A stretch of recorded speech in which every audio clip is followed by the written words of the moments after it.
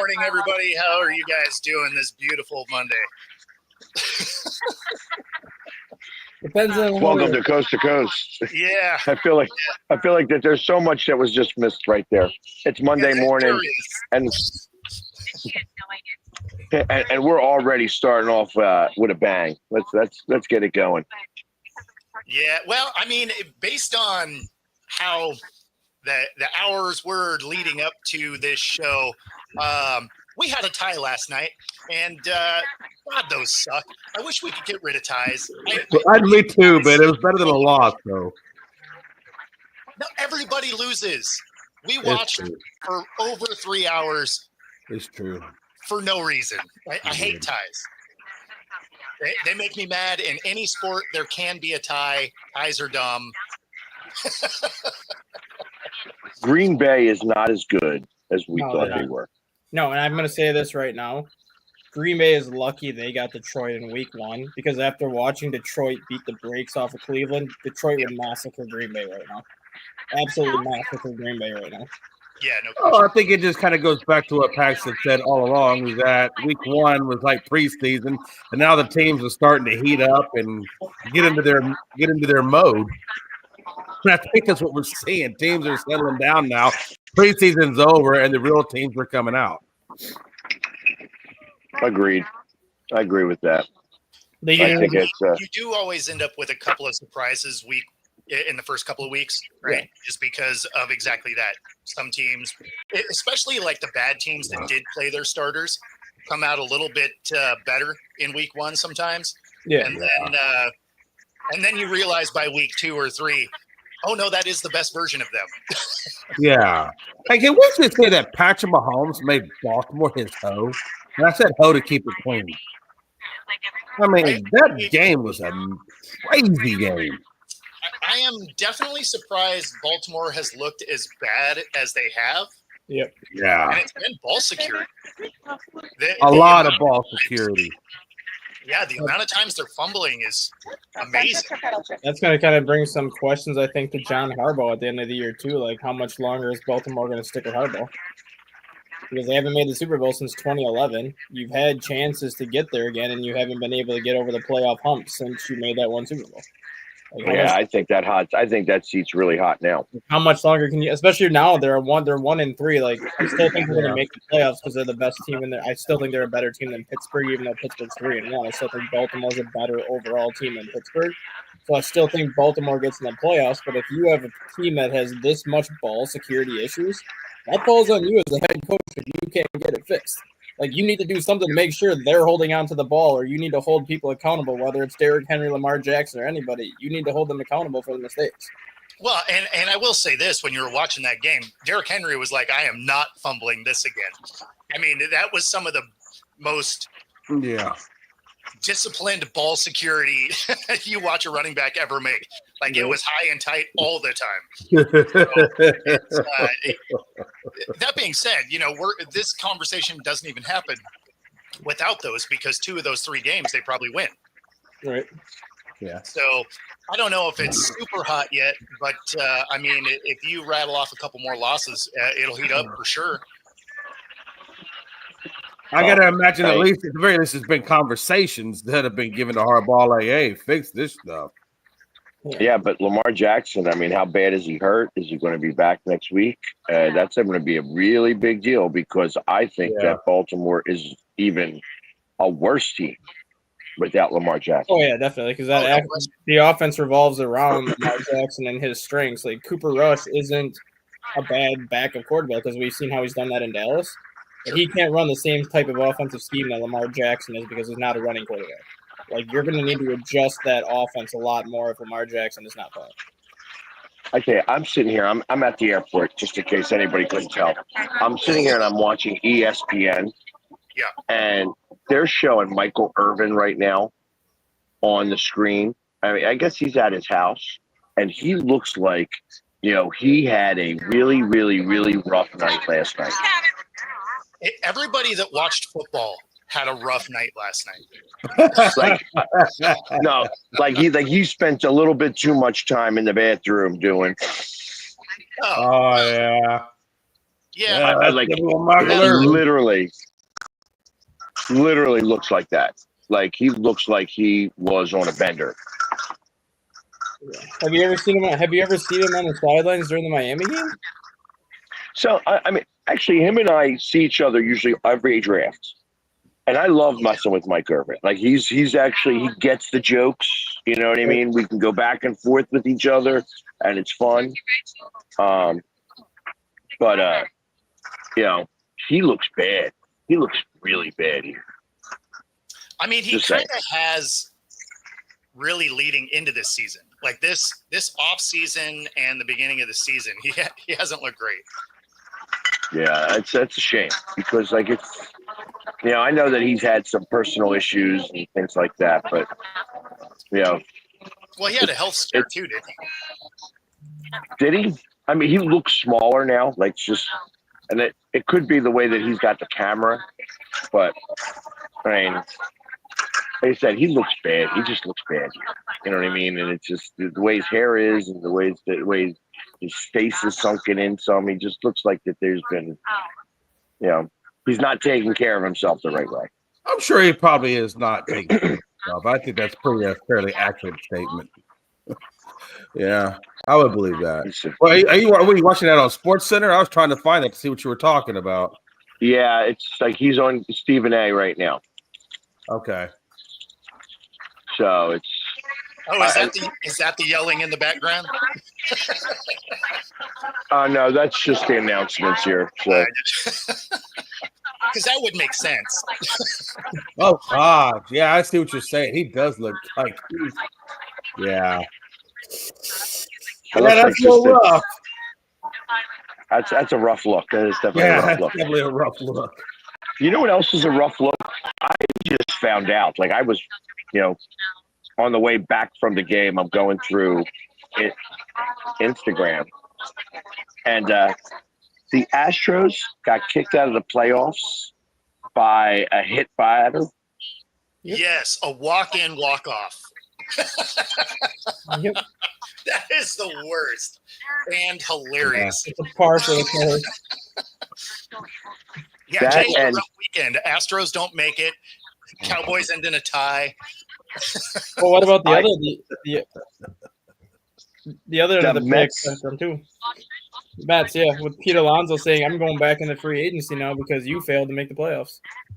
Well, not only that, but I mean, the Mets broadcasters were like so angry at the Marlins because they were all excited that they knocked the Mets out of the playoffs. Yeah, I'm like, are you kidding me? You guys lost to the Marlins. Yeah, it's like you deserve to not make the playoffs. Well, I lost all respect for the Mets broadcasters when they played the Cubs earlier in the week because everyone knows who Charlie Kirk is and kind of what happened to Charlie Kirk about 2 weeks ago or a week ago, however long it was. One of the Cubs players is actually really good friends with Charlie Kirk. They went to high school together. They went to college together for a year.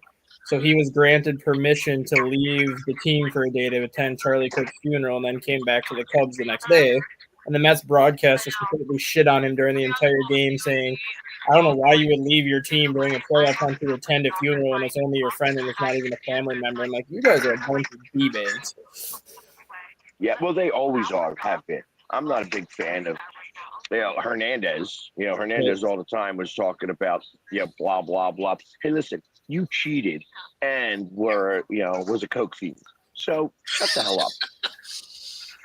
Yeah.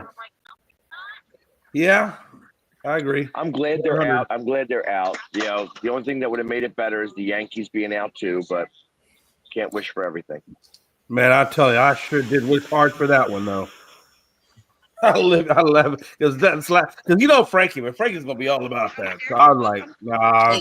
Oh God, Frankie's gonna be burying you nonstop. For a long hot minute, man. It is going to be interesting to see the fallout that comes with the Mets on this, though, especially with Pete Alonso basically saying, I'm going back into free agency because you didn't make the playoffs. And now if he ends up signing with somebody else, what kind of fallout does that have to the Mets? Because the Mets spent all that money to make the playoffs this year, and they were barely a 500 team. Actually, but they shed a lot of money. They did a lot. They purposely, like they said, they had what the $750 million payroll last year. They shed it all, and now they had it was half that, even though they had Soto. Right. And, But yeah, 'cause most of that came off of Lindor, Alonso, and Soto. I think made like 130 between the three of them. Yeah. And that's kind of what's going on. You know what I mean? It's just like the Mets are going to Mets it up. That's what they're going to do. That's what they do really, really well. They Mets it up. Yeah. Well, it's like Austin was saying today he was on the show and he was telling about how they do it in training camp, how they regiment their development exactly the same as the formula, and they don't vary that formula for anybody. And it shows how they only get 5 out of 500 that actually come out of their farm system and do great things. I mean, I think there's a lot of things wrong with that organization, from the minor leagues all the way up. Well, I think it all starts from the top. Like ultimately, that's the right. It's like when you start with a bad culture, you wind up having bad employees. Yep. And ultimately, even though that they are doing their thing, they go through these stints, and the egos get in the way, and they start to flounder, and then they start to blow it, and that's what happens every year with the Mets. They think about it last year. They played their World Series against the Phillies, and then were horrible against the Dodgers. They were horrible. Yeah. And Chad, you'll never see Phillies versus Reds because they're both NL teams. I mean, I would love to see that World Series too, but it can't ever happen. Yeah. Unless somebody relocates. You might see it as an NLDS. Exactly. You might see it in the next round. Yeah. What I do like about that is that the Reds actually have decent pitching. Mm-hmm. And if they can by chance win game 1, I think that the Dodgers start squeezing the bats. Well, that's the thing with these best of 3 series. It's not necessarily the best team that's going to come out of these series. It's the team that has the best pitching that typically comes out of these series. And if you compare the Reds pitching to the Dodgers pitching, the Reds have a better starting staff. Like the Reds have the type of starting staff that can keep the bats for the Dodgers in check and keep things close. And then all it takes is one big hit or one miscue in the field late in the game that can change the outcome of the game. Sure. Everything okay? Yeah. The one thing you got to do with Dodgers pitching is take pitches. You can't be swinging at first pitches. Well, you have to get them through. And the other advantage that the Reds have, too, that nobody talks about, the Dodgers are the second worst team in baseball against left-handed pitching. The Reds have 2 lefties in their staff that they're probably going to throw game 1 and 2, and then they'll use Hunter Green in game 3. The Dodgers have won, despite having all these right-handed hitters and like all these good hitters in their lineup, the Dodgers have struggled against left-handed pitching since 2021. So if you can get Andrew Abbott and Nick Lodolo in game 1 and 2, the Dodgers better hope for a split, otherwise they're probably going home after 2 games. Okay. I would do a dance. I would maybe on the show.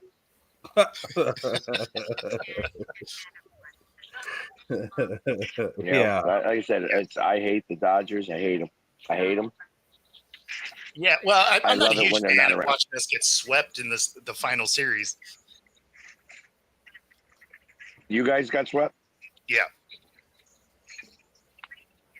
I don't Yeah, think I guess that's a big LA. deal. Yeah. I don't think that's a big deal. I think that is you. I mean, were you guys playing your starters like that? Yeah, I mean, I guess there's certain did. guys that. Yeah, we played our starters. I just never like to see you get swept going into the playoffs. Like I was I just thinking like that momentum. Yeah, that I was thinking momentum's we'd rough. take one, right? Like I was thinking we get one of the games, but and they were close, so it's not like we got smoked or anything like that. But still, Go for it. you like to snag a game. Hey, there's the voices from the background. So they hear you guys. My earbuds here pick up every little thing. So it's. That's not true. He talked to I himself. wanted to say hello. The thing with the Mariners too, though, Bo. I think once the Mariners found out that they had that first round bye, Yeah. I don't think they took the last 2 games of that series maybe as serious as they would if they did not clinch that first round bye yet. Like if they would have still had a chance to get home field heading into Sunday, I think they would have won Sunday. But knowing that they were kind of locked into that 2 spot at that point, just like, yeah, whatever. Yeah, I mean, it's entirely possible. And when the Mariners are the second seed in the AL. Yeah, so You have a first round bye. Exactly. Which is why you don't need to take time off, right? You're going to have a week anyway. But it was funny because that walk-off, walk-in also locked that second overall spot in. So when all that happened, Astros get out, it locked us into that second spot. Like, it was hilarious. Hey, how is So who who won that division? Because who won that division? Cleveland or Detroit? Cleveland won the Cleveland division. won. Detroit's in the wild card. Yeah. Wow, that is one of the biggest failures. 15. They made up 15 and a half games from July 16th. Yeah, I mean, they're lucky they made the playoffs, honestly. Detroit was, really trying to miss the whole thing. After last year, like they did the exact opposite of what they did last year. Like Detroit was the hottest team in the American League in September last year to get into the playoffs, and this year they did a complete 180 and decided to be one of the worst teams. Well, success. Hey, what's the The only status team that of did it Lou better over was there the for you? Mets. What? What was that? I said the only team that did it better was the Mets Yeah. and the Astros. Yeah, they didn't You have the can't lead. put, hold on, but you can't see, and I get it. I mean, I know you're being sarcastic, but you really can't put this failure on the Astros. I think any team that went through the amount of struggles that we went through physically, the fact that we even had the record we had was amazing. To be honest with you, I mean, 2 days ago, you were trying to get everybody fired. Like, what are you talking about? no, there's still some things. My issue is more with the medical staff than anything. I still think there's something going on with that medical staff. And I don't, and I did say, I honestly, I still stick by. I don't know what I have with Spada, right? I haven't seen with the healthy team. I will say the fact that he got this team as far as he did. I guess I should, and I think I did tell you that. Maybe I'm being too hard on that Spada. I think towards the end of that, I think you kind of changed my mind on it, and I do see that because look, Pena wasn't there. Hey, that last that series with Seattle, we didn't have Pena, we didn't have Alvarez, and a couple of other guys. I mean, we were definitely depleted. So yeah, I mean, we didn't make it, but I'll tell you, hey, we still went 8 or 9 consecutive times, 4 World Series in 9 years. That's not bad. That wasn't bad for this run. And I think, Bo, we're going to come back next year healthy, and I want to see what we do next year. You guys are going to be fine. Like you guys had tons of injuries all year. You guys are going to be fine. I mean, it's the first time you missed the playoffs since like 2016. So, I mean, it's really not that big of a deal. Certainly don't need to burn it all down and fire everybody. Like y'all will be okay. I know. I was in a very dark place that day, Bo. I was in a dark place. I want to ask you about Wu though. Is he still kind of iffy right now, or is there more to? Is he looking better towards trending, making the playoffs? Yeah. So he was day to day, but they didn't really need to play him, so they gave him extra rest. It's from everything that I've heard, he's supposed to be a go for the playoffs. Okay. Plus, they get an extra week, right? So right, because I think you get the winner of Cleveland, Detroit, correct? Yes. Which I think that's a better route for Seattle to take than versus the winner of Yankees and Boston. I think the Cleveland Detroit thing is a better. Hey, I'll be back in 1 second. I got to take a call quick. Yeah, go for it. I'll let you do that. Yeah, no, I'm with you there. Yeah. I mean, sort of, I guess, because the Guardians are playing out of their minds. So I don't know that I necessarily want to see them, but right. But the Yankees always have our number, so I really don't want to see them. Yeah, and that's kind of that's what I was thinking. Is that the whole? That's like I hate playing you guys because you guys always have our number. Yeah. Nobody wants this negativity, Gilbert. Yeah, nobody really. I'm really hoping that Boston takes care of that one. How'd your fantasy team do? Oh man, I you know what? I did not win. I lost by 10 points. And a lot of that was due to other guys having monstrous days that I didn't play, Bo. That I should have played, Bo. Well, listen to Bo. Oh, you didn't listen to me about anything for fantasy baseball. I do not play that at all. Oh no, I thought he was talking about fantasy football. Was he talking about fantasy baseball? Oh no, okay, yeah, I'm sorry. Yeah, I wound up finishing in second place. Frankie actually took first place in that one. So that's yeah, fun. Shows then. Oh man, dude, I get mutilated by that man every day. Hey Jay, how's your Astros? Hey Jay, how's your Cowboys? Hey Jay, how's your fantasy baseball? It's to the point now where I got PTSD just seeing Frankie pop up on my feed. I'm like, oh god, here he comes. Oh, I feel like the whole show has that, so that's fine.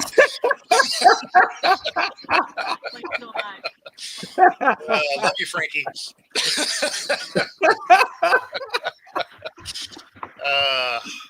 Good stuff. Yeah, but Ashton Denty, I think, kind of figured it out, Bo. He had 33 fantasy points.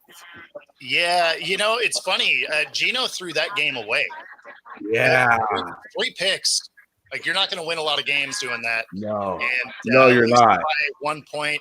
I did pick the Bears there, though. I did think the Bears would win that game. I didn't think it was going to look quite the way it did, though. I mean, honestly, if he doesn't throw just one of those picks, the Raiders win. Yeah, that was pretty insane to me. So yeah, but I still don't know if I play Ashton Denty just yet. I need to see another good game out of him before I get comfortable with that one. Yeah, I mean, how mad are you if you're a Raiders fan? Because so many of them were really optimistic. Like, I thought they'd be a fun team to watch, and they've been that, right? Like, they've been in these games, but every Raider fan I know is so mad at the amount of picks Gino is throwing.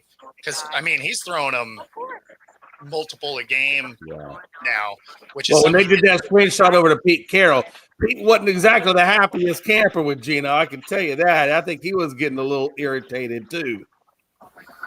He did not look like a happy camper. Yeah, he's like, hey, throw it to our guys. But yeah, no, it's interesting because we didn't see that kind of ball security issues when he was here in Seattle. Like, he was actually pretty good at protecting the football here. So it's interesting to see him just splash it around to anybody that's out there.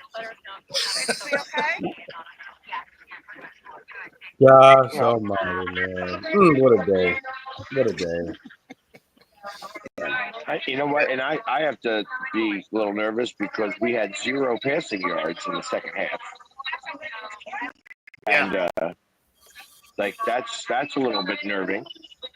And but the one thing that I've got going for us is that I don't think we have a turnover at all. I thought you have one. You might have one fumble. I don't think you have an interception though. Yeah, you have one. You have one because you did turn the ball over in that game. So you had 1 turnover so far this year, which is incredible. Yeah. Yeah. Did we have a fumble? I know you had a turnover because they talked about it on the broadcast, actually. One of those turnover on downs.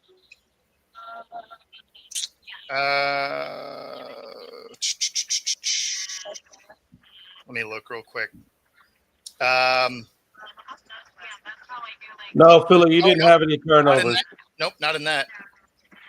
Tampa had 2 turnovers, but you didn't have any turnovers. Maybe it was last week then. I thought you had one. That's just Bo trying to throw shade on you. That's all. No. Maybe it was last week. It's okay, Bo. We got you. You throw a shade. That's no big deal. I don't think that they do have a turnover.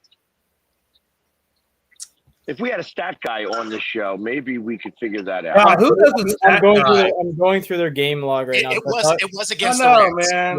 Yeah. You had a fumble against the Rams. You know, I remember when Stat Guy could do the 40-yard dash in 2.9. He's really slowed down a lot. You're like at 8.6 on getting stats now.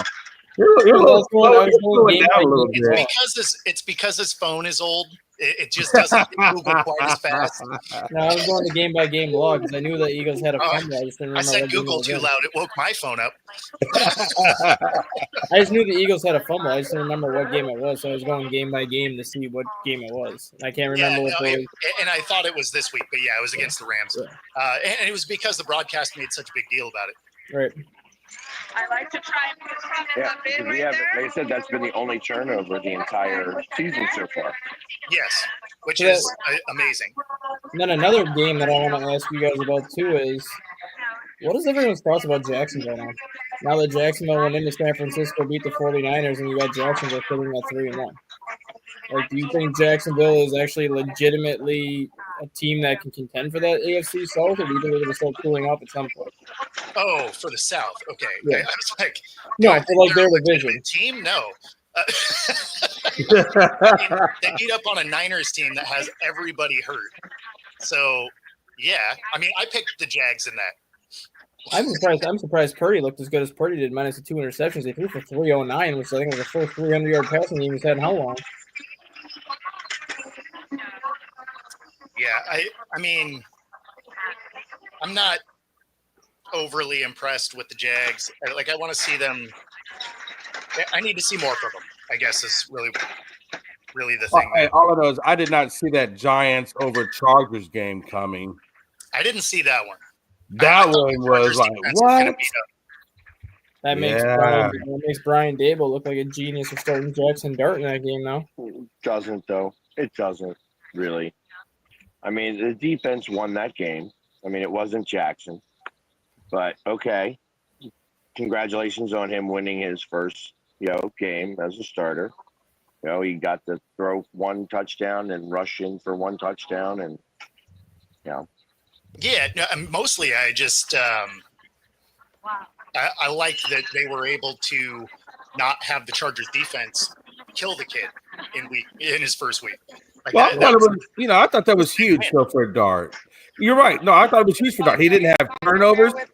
You know what I'm saying? He didn't have turnovers, and he played within the system, and he got a win against a really good team. I mean, he didn't have to throw for 500 yards, but the fact that he didn't throw any turnovers or throw any interceptions, he didn't fumble it against a really good damn defense. We say probably one of the better defenses in the league. That's not bad for your debut, and it certainly makes him look pretty damn good.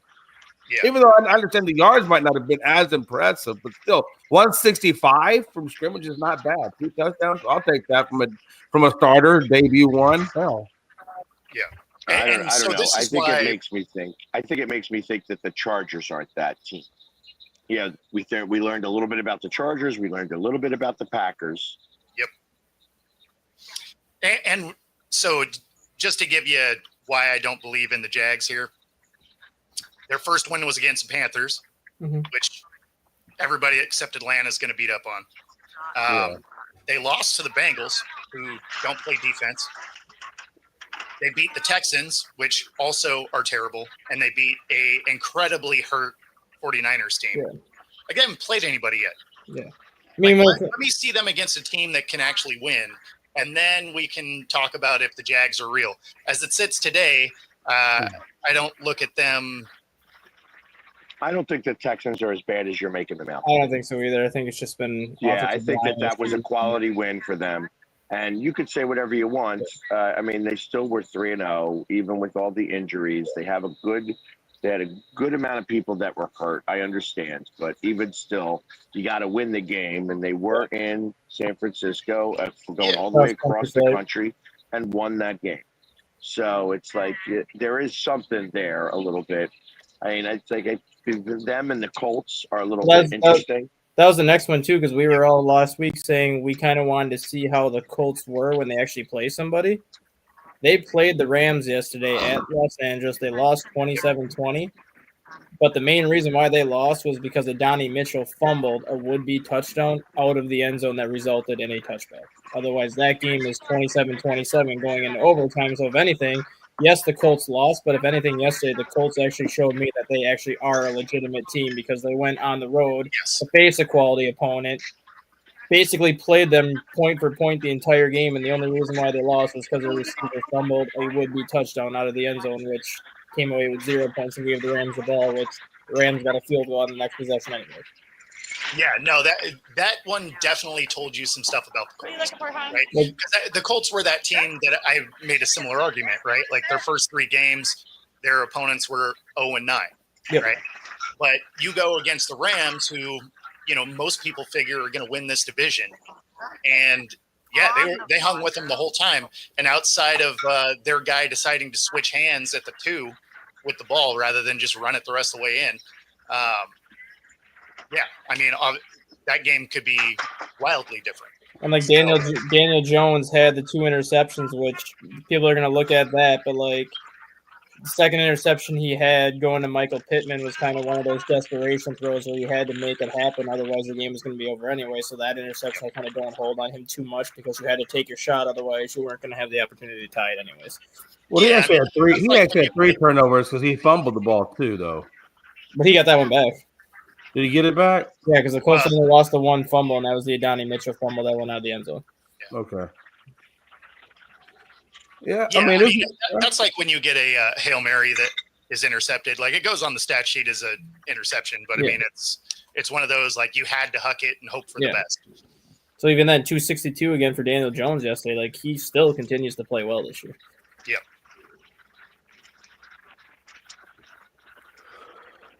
Yeah. So, I'm just waiting for the Jags to play a team that, the Texans aren't as bad as I'm making them sound, but they're not good either, right? Like they're a mid-level team at best. The way they've been playing, like they have the talent to get better. Yeah, They're just not playing that way yet. Things are about to get real for Jacksonville the next 3 weeks. Actually, they get the Chiefs at home, the Seahawks at home, and then they get the Rams in London. So the next 3 weeks for Jacksonville is going to tell us a lot more about that team. Agreed. And even with the Chargers losing to the Giants, I think part of it, like, I can't make that excuse because Jacksonville did the same thing, but I think part of it was the cross-country flight for the Chargers. 1 o'clock in New York is 10 a.m. in Los Angeles. And I think that was another classic case where the Chargers, I think, overlooked the Giants. They kind of figured they were just going to go in and beat them. Because you have a rookie quarterback starting. The Chargers have been one of those teams that has looked really good for 3 weeks. So I think the Chargers are like, oh, this is a team that we should be. We're just going to go out here and beat them. And then they didn't play well enough. Yeah, I mean, it could have been a trap game, I guess. A little early for that, but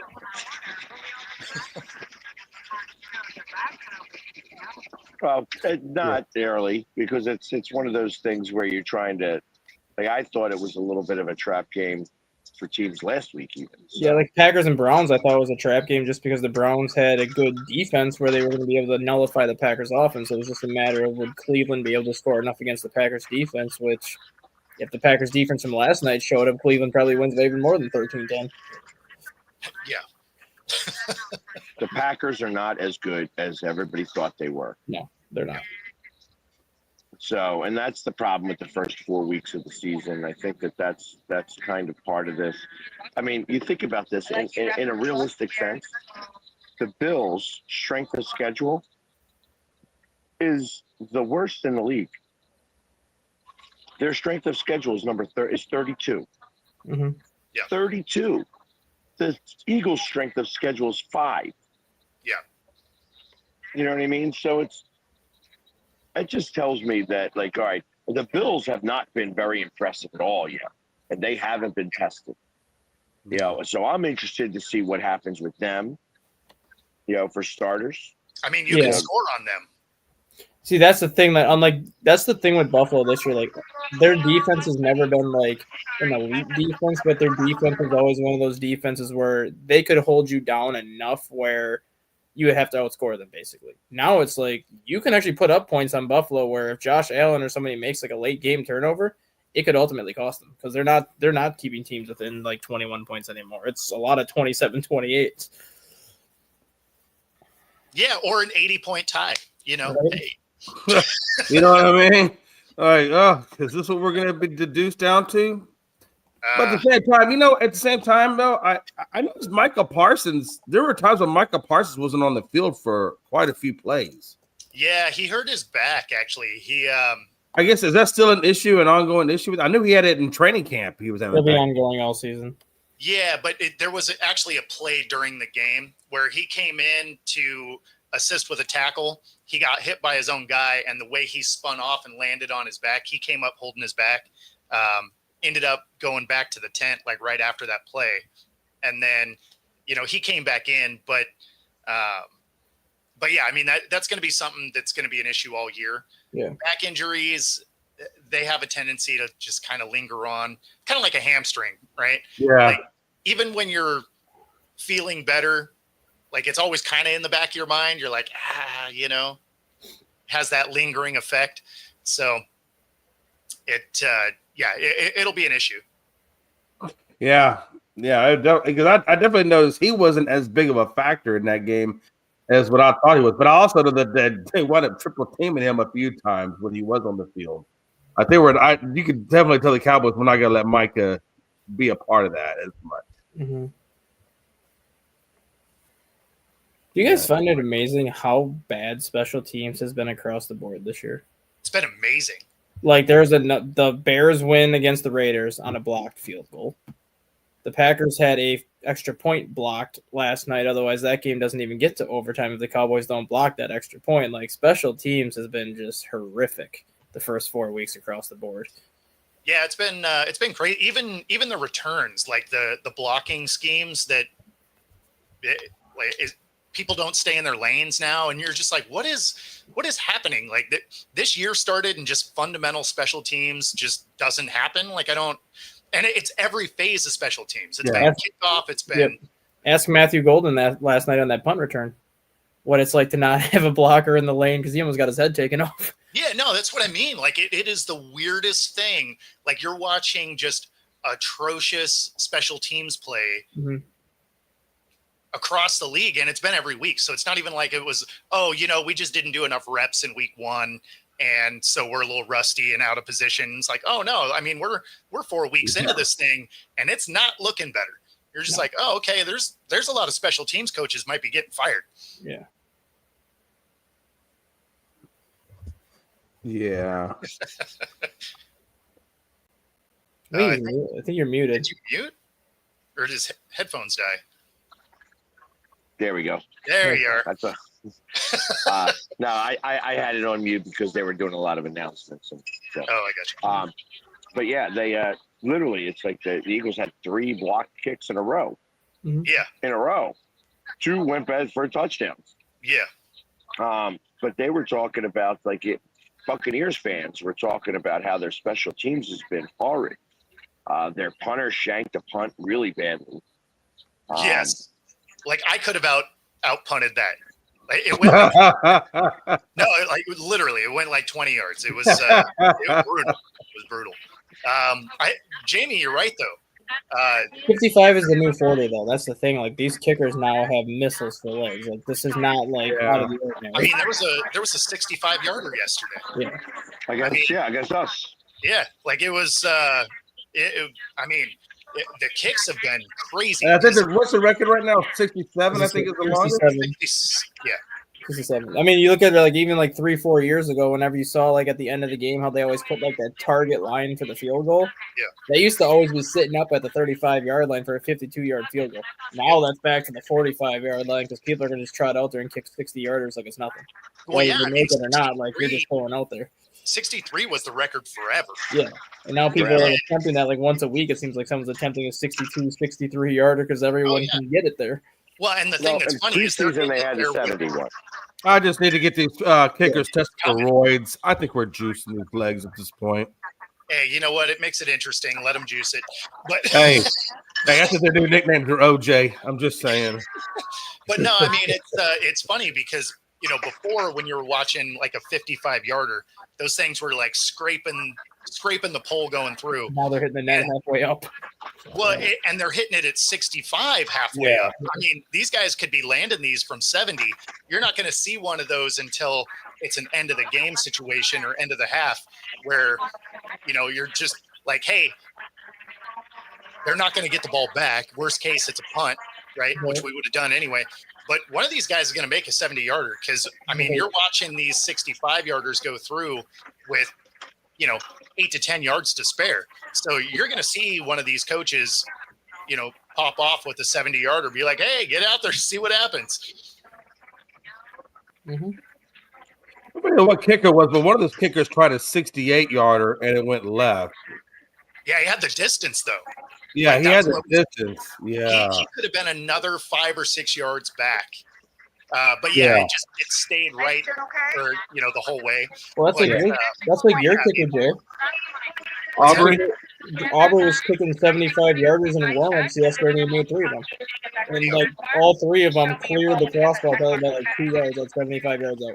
Like that guy's going to be the first guy to even attempt a 70-yard field goal, and he's probably going to make it. Yeah, well, and that's the thing is there's multiple guys out there that can absolutely. That's what happens when you play soccer. Well, I mean, to be fair, a lot of these guys played soccer before. Like I think there's just a whole lot more reps, whole lot more training than what it used to be. Because a lot of the guys that kicked really well were soccer guys anyway. But now, I mean, these guys are just booming these things. Yeah. And I like the idea, like, so we're going to see at the half, you're going to see a 74, 75-yarder attempt sooner than later. It's just going to be like one of those times where they punt the ball, they get the fair catch, where they can do it unabated. Because that's what you would need to do. You would have to do it with free kick because the trajectory is going to be too low to do it any other way. But if you got a free kick, you could try it it doesn't hurt you to try it from the 30-yard line of your own. Well, yeah, because time expires otherwise, so it doesn't matter. Right, and it's a free kick. So I think it's only a matter of time before somebody attempts like a 75 or 80-yard field goal. And I hope they hit it. Like, it'd be amazing. Oh, I'm telling you, that would absolutely be amazing.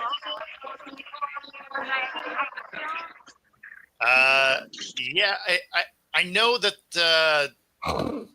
there's a guy. Well, he's in the league now. He was in the UFL, right? Yeah.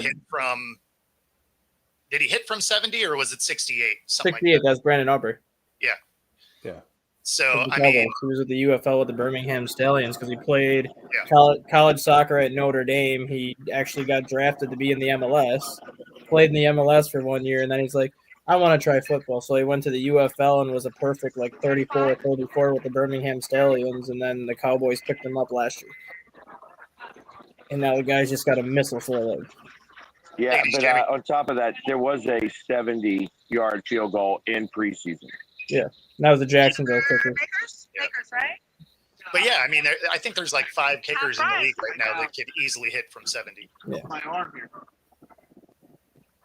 Half price, full effects. So I do like half price price for the second shot. That's always good. That made it right on. That made it on Let's go. the show. I want a shot at half price. Hey, they're pimping them. If you could bring me that shot, that would. Yeah, I'll take that shot. No more drinking on the show, Jay. We know that for you. Right. I do remember more of the shows now. It's great since I've not do that anymore. Makes a lot of sense, actually. Just give Jay a double shot of espresso. He'll be fine. This is what life looks like normal. Wow. More often. It's early enough here. It mixes with my coffee. Okay.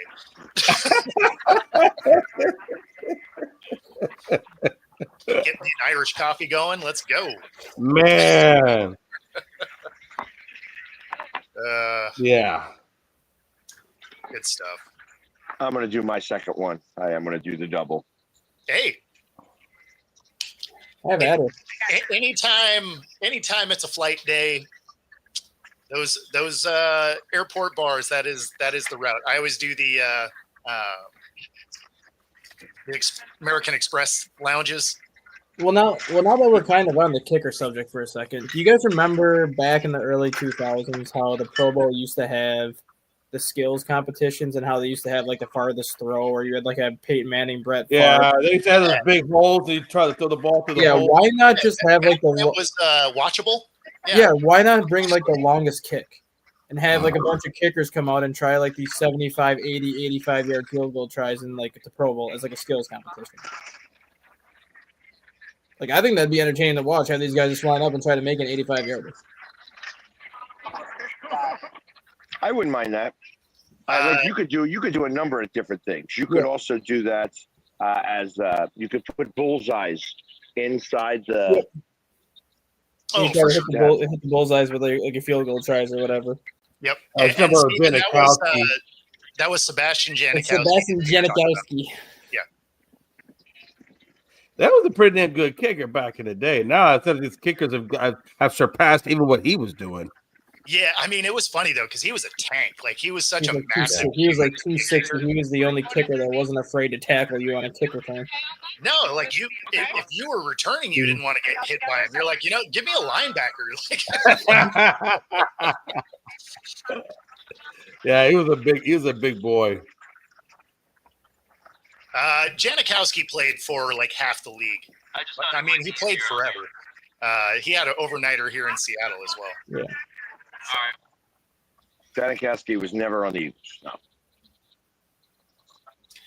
Yeah, no, he moved around the league for a while, but yeah, he was on the Raiders a long time.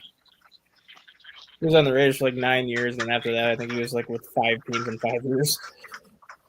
Yeah. I mean, he was that mercenary, basically. Hey, I'll tell you what. I know we're switching gears, but a lot of top teams fell out of the NCAA final or out of that top 10 area. It looks like. I know LSU dropped out and Penn State dropped out. I believe. I don't know how far they dropped down, but I know they took losses yesterday. I saw, which really I thought I was like, damn, okay. I guess the top 4 is definitely going to be changing. Did Wayne Kiffin's daughter have anything to do with LSU losing? Oh my God! Did you not hear what the LSU quarterback said to Lane Kiffin? Oh, what happened? The player that Lane Kiffin's daughter is dating sent Lane Kiffin an email basically saying, just to let you know that you may be her daddy, but she calls me daddy at home. Oh no! That is bulletin board material for Lane Kiffin right there. He's like, oh, really? And then he sends an email back. Now the entire state of Mississippi is calling you daddy. Or no, you're calling the entire Mississippi daddy now. Oh, that's awesome. That's awesome. That being said, I like that you bring gossip but no stats. I get stuck watching LSU because my son's an LSU fan for football, so I get stuck watching the LSU games at home. Wow. Yeah, the top 10 for college will look different. I think Penn State's only going to fall from like 3 to 5 because Oregon was number 6. So Oregon's probably just going to leapfrog them at 3. Top 2 didn't change with Miami and Ohio State staying 1 and 2. So those 2 teams will stay. And I don't know if the number 4 team played at all this week. Yeah, they did. LSU will fall. Georgia lost 2-5. So 3, 4, and 5 lost yesterday. Yeah, so I mean, LSU will probably not fall that far because Mississippi was 13. Georgia will probably fall from 5 to 7, 5 to 8. Florida State's going to be the one that takes the biggest drop because they were number 8 and they fell in double overtime to Virginia. They're the ones that will take the biggest drop out of all of them. Yeah, that's crazy. I think crazy. Penn State might only go 3 to 4 too, and just have Oregon go from 6 to 3. Like it's not like Penn State lost to a bad team; they lost in double overtime to the number 6 ranked team in the country. Like that was a good game. Yeah, I don't think they're really going to slide. No, I think they just go 3 to 4, and Oregon just goes 6 to 3. Yeah. IU is quietly climbing up the ranks. I think they're at number 9 now. They should be after they beat Illinois by 150 last week, or not last week. Yeah, they destroyed Illinois. That was a game where Illinois came into that game ranked number 9, and Indiana was number 17, and Indiana won 63-10. So yeah, Indiana should be moving up the rankings after spanking a top 10 team by 53. Yeah, buddy. Yep. A&M got their win yesterday. Oh, that was over Auburn, so I don't think it's going to move them much. So I'm looking at it on ESPN. Okay. The AP poll. Oregon moves into 2. Moves into the second so spot. Miami dropped 3 then? Miami's 3. Okay. Ole Miss is 4. moved up 9 wow. spots. A&M moved up 3 from 9 to 6. Penn State dropped from 3 to 7. Oh, who's 5? Oklahoma. They moved up to. Oh, I forgot they didn't play this week. Okay, I forgot Yeah, that one. they Okay. moved up to by default, right? Yep. LSU took a tumble from 4 to 13. Yeesh. Georgia down to 12 from 5. So there's there's actually some bigger movers in here than you would have thought. Is Texas still sliding further down there? They were at 10 last time I checked, but obviously that's changed. They're at 9, so they actually moved up a spot. Oh, okay. Yeah. Okay. Bama moved into that 10th spot from 17th. So, yeah. Yeah, Texas has another big ranked opponent coming up soon. I don't know if it's Oklahoma or A&M or not A&M, but Notre Dame. But I know they got another big game coming up. I don't think it's Georgia. I know they do play Georgia, but I don't think they get them quite soon.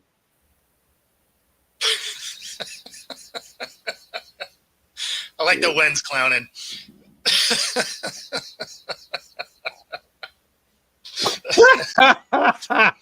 I mean, if you're going to do it, you got to lick them. Oh, that's fucking hilarious.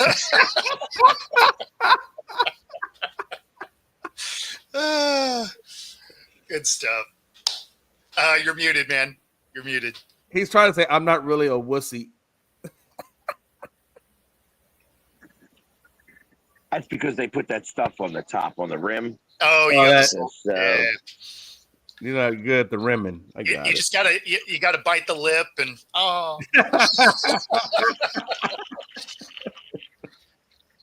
they give I you a haven't had fancy 4 glass. of these. I've only had the second one. This is only my second one. So They give you the fancy glass so you be pinky out. There we go. Pags before, Pags after. Pags on the fly zone, Pags on the no-fly zone. Man.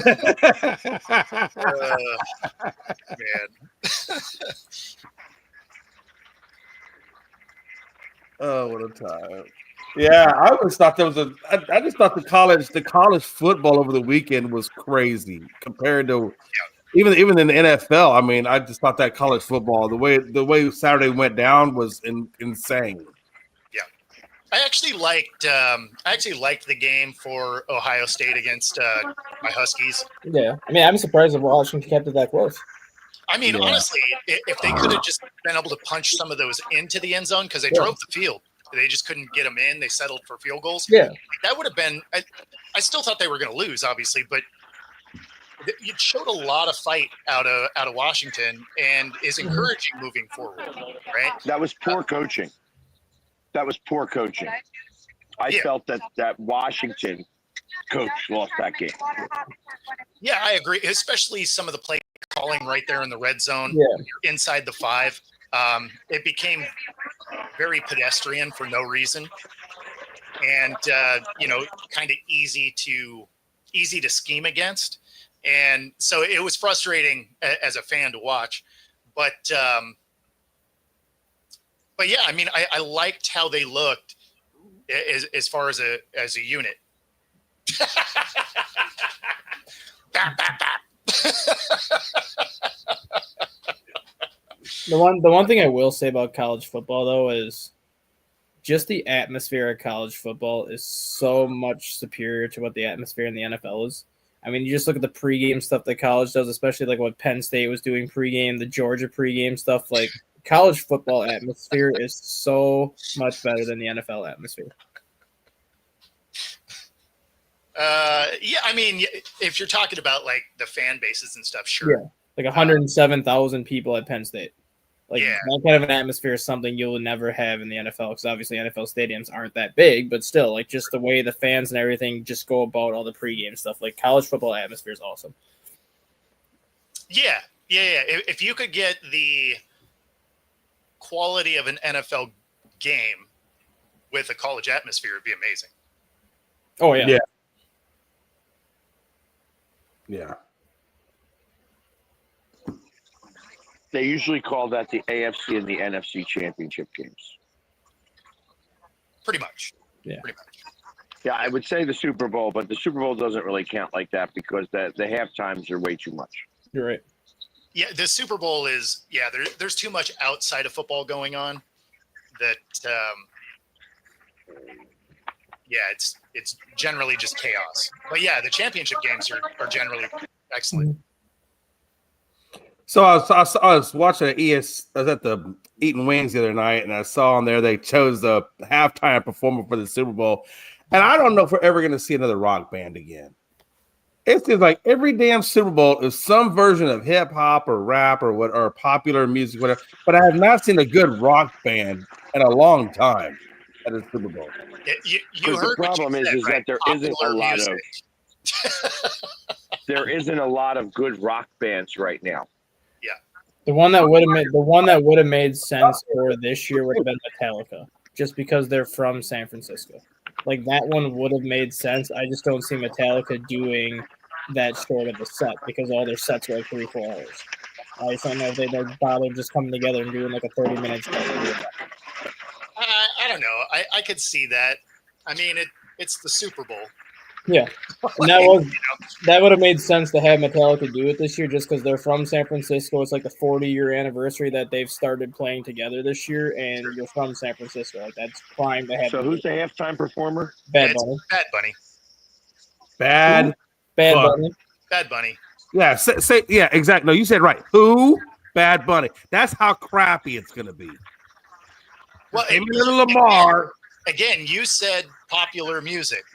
You're not their demo.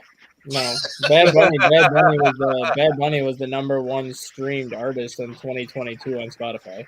So I mean, he was popular not that long ago. I don't know if he still is, but no, he is. Like he's been doing tours and stuff. I mean, like it's people that aren't curmudgeons are excited about it. Well, I just don't know who he is. Yeah. Like so, you got to do like. I'm happy it's not, Taylor, but that's because she's probably knocked up. And that's why she's putting up these big barriers so that nobody sees her. I mean, if you don't know who Bad Bunny is, he was the caddy in Happy Gilmore too. Oh yeah, that's right. I forgot about that. Happy Gilmore 2? Happy Gilmore 2, he was the caddy in Happy Gilmore 2. That's Bad Bunny. I tell you what, if you ever want to waste 2 hours of time that you'll never get back, watch that movie. I like that movie. That movie was funny. Yeah, that movie was not funny at all. That movie was horrible. That movie was rough. That was definitely wasted time that I'll never get back. Yeah, it was. That's was what rough. he's saying. That's what we're learning right now. Yep. That being said, that does get us to the top of the hour. Brought to you by music that the panel doesn't listen to. And otherwise, we'll see you tomorrow. Take it easy, everybody. Enjoy. Let's get some rock music. Let's get some rock. Come on. Peace.